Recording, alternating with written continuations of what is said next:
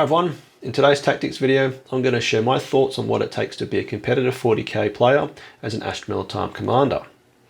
I recently played at a 30-person tournament in Oxford, UK, had a lot of fun and learned a lot. This video will review my army list that I used, my performance and wider thoughts about playing competitive 40k. Make sure you use the time bar known as the scrubber down below to fast forward to different sections of the video if you do get bored. Right, so my 2000 point list was the only guard list in the 30-person tournament.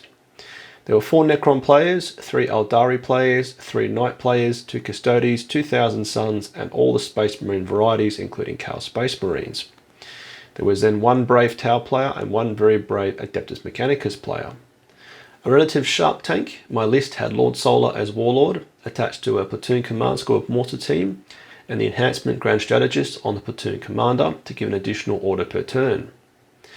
These were then both attached to an infantry squad, also with mortar team. Next I had a Sala Creed attached to another infantry squad, also of mortar, and then it's the glorious Sly Marbo as my last character. It's then 1 by 3 armoured sentinels, 1 by 2 scout sentinels, 2 by 3 scout sentinels, all with mostly las cannons, 2 basilisks with heavy flamers, and 2 manticores with heavy bolters, and a heavy weapon mortar team. 1 squad of scions with plasma and melter, and rounded out by 2 Armiger Warglaive baby knights. As you can see, it's quite a weird list, leading into indirect and sentinel spam. More traditional guard players will be a bit displeased with this list due to the lack of infantry and limited rust battle tanks. Here I now pivot to my thoughts about competitive 40k. As you know, I've been playing Guard almost exclusively since the back end of 8th edition, struggling all the way through 9th when things got really tough, before enjoying a brief period of a decent codex for 6 months before 10th edition was released.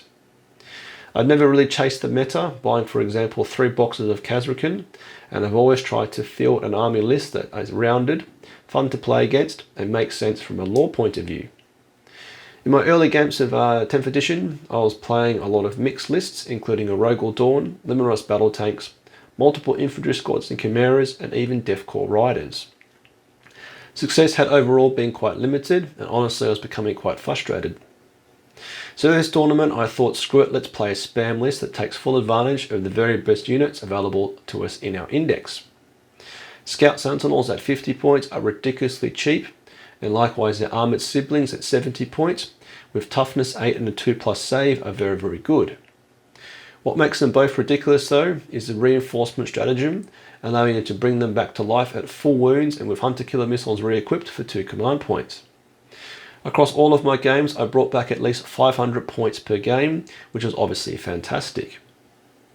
Next, my artillery was very, very strong when combined with the Scout Sentinels, allowing you to ignore the indirect penalty to hit, plus reroll ones to hit.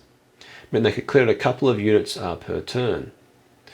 Lord Solar is an auto-include in my opinion, and a Sala Creed would every turn grant the 2 CP stratagem fields of fire for the additional AP via the mortars for free. Sly Marbo allows for some early cheeky mission play, and got to snipe at several characters across some of my games. The Armiger Baby Knights at 140 points are ridiculously cheap with their 8 OC, thermal spears and chainsaws able to take out most mid-level threats. Overall I'm happy with the list, however I've already ordered 3 recast Earthshaker carriage batteries to replace my 2 basilisks. 3 batteries cost you 240 points, which is 30 points cheaper than 2 basilisks. I'll also reshuffle the Sentinels to have 2 squads of 2 armoured Sentinels, 3 squads of 2 Scout Sentinels, and I'm even eyeing up 2 Laser Rapier batteries, as at 30 points for 2, almost las cannon shots, rerolling wounds, they could add more spice to my list. Now here it's worth mentioning that having to play Sentinel spam and looking to buy previously obscure units that only a few months ago weren't any good is an indication of what's required to play competitively. What I mean by competitive is with the intent to play at tournaments and with your casual games are against other tournament players or opponents with much more challenging armies. Understandably, for more casual players, having to field 11 Sentinels may not be your thing, nor is having to buy previously obscure units. At this tournament, there were at least 4 Eldari Wraith Knights, which I'm guessing were only bought a few months ago. This isn't to be necessarily negative, talking about meta chasing. However, these units simply are very, very powerful, and not to play them in tournaments is missing opportunity. The world's most competitive players are constantly buying new units or changing armies. We all saw how quickly Tau, Eldari and Tyranids were adopted and now dropped in the case of Tau. It's not like you see the world's best players playing Death Guard or Squats at the moment. So now to the games themselves. Game 1 was against Necrons on the mission Scorched Earth with deployment Dawn of War and Chilling Rain as a special rule. My opponent's list was not the most traditional Necron list, with warrior blobs everywhere, with only 10 Lynch Guard, 2 Satans, including one with a ridiculous 4+ Feel No Pain, some Locust Destroyers, some Locust Heavy Destroyers, Canoptech Wraiths, Canoptech Reanimators, and a whole host of characters. I got first turn and blasted the Locust Destroyers on his left flank and drew the secondary objectives of attempting target and capture enemy outpost. Clearly I wasn't going to get capture enemy outpost, and my opponent chose the center objective as my tempting target, which I secured with my armored sentinels. This set up my opponent for a turn 1 charge with his Lynch Guard onto the central objective, where they remained for the entire game, hacking away at my armored sentinels. This mission rewards points for burning an objective, and my opponent did so via his 2 Satans, where I simply couldn't kill them, given one of them had a 4+ invulnerable save, a 4+ Feel No Pain on a toughness 11-12 wounds. I ended up losing this 60-91, with 20 on the primary and 30 on my secondaries. I put this loss down to 2 things, being army strength and my player ability. Reflecting back on this, my opponent was probably a slightly better player. He knew his army really well and coordinated his movement very well. We spoke after, and he said that actually I couldn't have done anything different and was simply outclassed by his army. Here this raises an interesting point on the relationship between army strength and player ability. In 40k, not all armies are created equal, with some obviously being stronger than others. What this means is if 2 equally talented players were to play armies on opposite ends of the spectrum, one will be working much harder than the other. Eldari is the most obvious example, with fate dice simply meaning you remove the probability from a game based on dice. For the less experienced or talented player, this allows them to make more mistakes and being able to recover, while someone with a less powerful army can't. This also ties back to unit selection as well, and making things way more complicated is that within each army there are stronger and weaker units. Even in Eldari there are very, very powerful units and utter crap ones, with the Astra Militarum examples being, in my opinion, Scout Sentinels being very, very good versus say Catagen Jungle Fighters, or even maybe Living Rust Battle Tanks on the other end of the spectrum. It's for this reason that you'll often see near identical lists in tournaments, given everyone will naturally gravitate to the best units in each book or index. Now, Game 2 was into Tyranids with a ton of big bugs, including Carnifexes, a Hive Turret, a Horse Specs or similar, an Exocrine, Malceptor, and a Tarnifex, which I've all mispronounced. We played the mission Purge the Foe on Deployment Crucible of Battle, with Chilling Rain the special rule again. I went second and lost this 77-94, based simply on the fact I didn't know the Tyranid army all that well. Across the big monsters, some had invulnerable saves, some were toughness 11, whilst others were weaker. My indirect picked off a lot of his smaller units, trying to kill them off, given this mission rewarded points for killing a unit and killing more per turn rather. At the end of the game, he had a lot of big bucks left. However, I wasn't confident shooting them with indirect, given I'll be wounding them on fires would have killed them off. This now kind of takes us to another aspect of competitive 40k, and that's understanding each army. There are 20+ armies currently in 40k, and each obviously brings their own playstyle, pros and cons. Playing into each requires a different approach, made even more important if one of them is a stronger army. Tyranids currently are a solid upper tier middle faction, and being pragmatic here, I believe player skill was a decent matchup here, given the fact that my opponent here placed 17th and I placed 18th of 30 players. Game 3 was then into Necrons again on the mission Supply Drop, Deployment Zone Sweeping Engagement with special rule supply lines. My opponent had 3 blobs of warriors with a Canoptech Reanimator, Canoptech Wraiths, and heavy Locust Destroyers, plus some other characters. I felt this opponent's list wasn't as synergised as the first Necron player I played, however he still pulled plenty of neat tricks, including murdering some deep striking sentinels with the Annihilation Barge on Overwatch, and blasting an infantry squad via the stratagem Protocol of the Vengeful Stars. This then ties back to my earlier point about opponent army knowledge, where in this case, if I'd known, I would have shot the infantry first, for example. In all the games so far, there were several moments where I was caught out by surprising stratagems or unit abilities. These were kind of gotcha moments, where if the situation reversed, I probably would have told my opponent before they did anything. In most of these cases, they were innocent and reflective of the fact that still in 10th edition, it's a very complex game where you can simply forget and remember things in game. I won this match 62-49, with me scoring 28 on the primary and 24 on my secondaries. What gave me the game was the fact my opponent didn't push for the objective, which was the last to be left on the table top, given 2 are removed from no man's land, 1 in turn 4 and 1 in turn 5. Also, I knew how to manage Necron blobs, having played them in a practice game, and I did actually manage to clear one out completely via Sly Mubbo firstly sniping the Techromancer, giving them a 5+ feel no pain, and then indirect fire and the tank shop stratagem on an Armiger. Also for this tournament, I did my homework, writing notes for each mission, ensuring I understood each very well, that way ensuring I got less to think about on the day.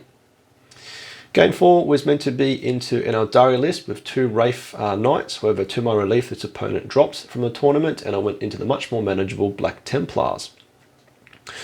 This mission was priority target on the map Search and Destroy with the special rule Hidden Supplies.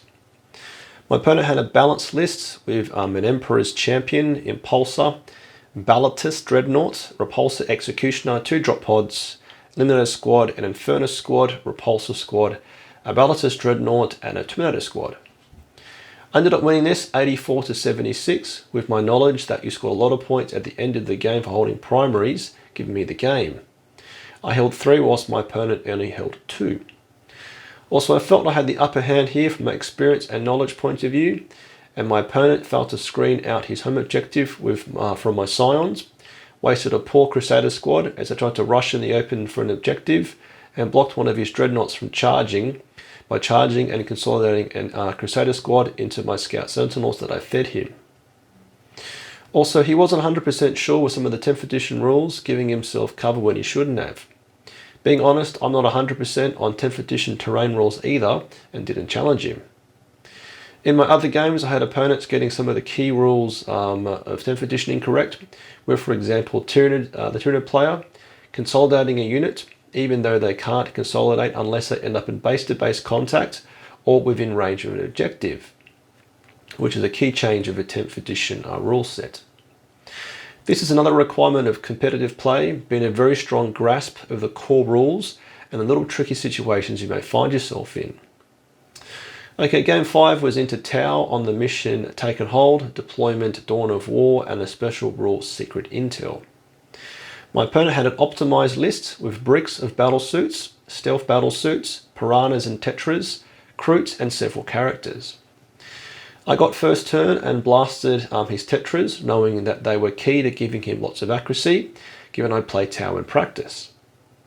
My opponent placed 2 bricks of battle suits into reserves, and after losing a ton of units to indirect fire over the first 2 turns, he committed everything on one side and put down a whopping 80 hits into my Scout and Armoured Sentinels.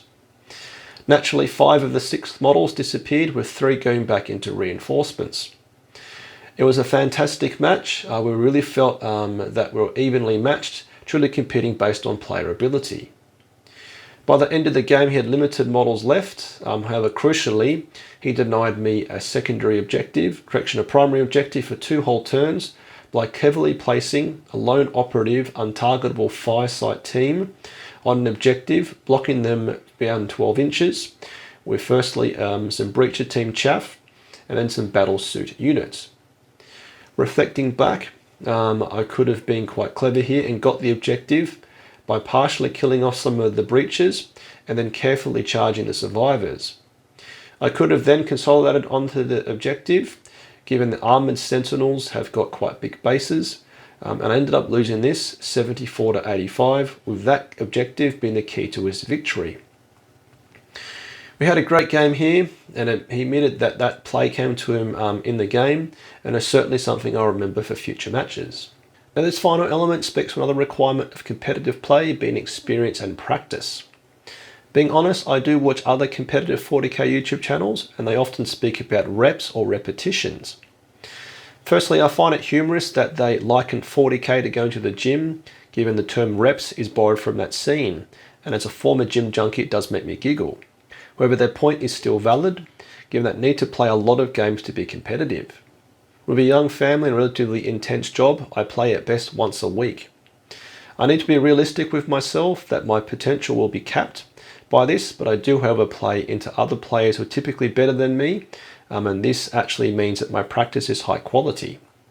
As I reflect on this, it does often mean that I often end up losing rather than winning, which admittedly can be a bit of a bummer. Being open about it all, at my core I'm secretly very competitive, however I'm very, very patient. I typically take a long time to become good at something, however when I do, I become typically very strong at it. So I'm patient enough to know that improving at 40k with a lower tier army with a relatively limited practice amount of time will take me a while. However, I will be a lot more focused on the units I buy, being very strict on those with the most potential. I do have this global ambition of becoming the best guard player in the world. This is actually going to take a long time, and I'll be definitely sharing my journey with you. Right, so there you have it. How I performed at a tournament, going 2 wins, 3 losses, and placing 18th of 30 players. Hopefully you found the wider competitive discussion interesting, and I'd love to hear your thoughts on this, be it your army list, how it performs at tournaments, or any other thoughts about competitive 40k. As always, post any questions or comments in the comment section, and if you want to support me, you can do so by like, comment, or by subscribing, watching any of my other YouTube videos, or joining my Patreon platoon. A massive thanks to my current supporters. So keep your bayonet sharp, las gun oiled, faith in the Emperor strong. Patreon platoon, sound off. Tank Commander Glenn. Tank Commander Watchdog Van Etten. Tank Commander Mitchell. Colour Sergeant DuPont. Sergeants Adal, the Colonel Merrill, Veteran Gibson, Hall, Lundeen, Guardsman Beard, Coquelin, Flint, Hills, Malik, Nitton, Nguyen, Smith, Tom, Tompkin, Conscript England, Gilliam, Goodwin.